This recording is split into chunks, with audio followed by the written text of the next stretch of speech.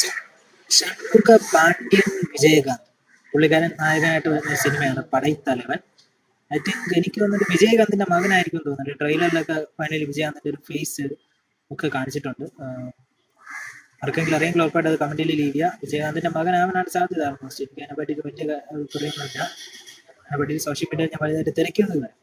Cinema അങ്ങനെ ഉണ്ടെന്ന് വെച്ച് കഴിഞ്ഞാൽ ഒരു ആവറേജ് പടം, ദാറ്റ്സ് ഓൾ, ഇത്രയേ ഉള്ളൂ. ഇതിന്റെ സിനിമാറ്റോഗ്രഫി എന്ന് പറയുമ്പോൾ ഭയങ്കര വീക്കാണ് ഗൈസ്, ഭയങ്കര വീക്കാണ്. അത് നന്നായിരുന്നെങ്കിൽ ഓഡിയൻസിനെ ഭയങ്കരമായിട്ട് പിടിച്ചെടുക്കാൻ പറ്റുമായിരുന്നു എന്ന് എനിക്ക് തോന്നുന്നത്.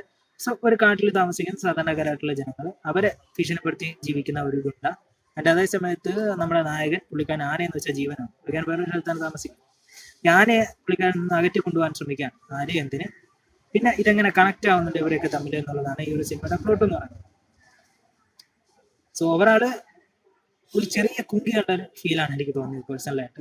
അതിനപ്പുറം ഒന്നും എനിക്ക് തോന്നിയിട്ടില്ലായിരുന്നു. കുങ്കിയിൽ ഭയങ്കര റൊമാൻസ് കാണിക്കുന്നുണ്ട്, ഇതിൽ അത്ര റൊമാൻസ് ഒന്നുമില്ല. ഓവറാള് ജസ്റ്റ് വൺ ടൈം വാച്ചബിൾ പടം, കൂടുതലൊന്നും പറയാനില്ല. സമയം ഉണ്ടെങ്കിൽ ജസ്റ്റ് ഒന്ന് കണ്ടു നോക്കാം, ദാറ്റ്സ് ഓൾ.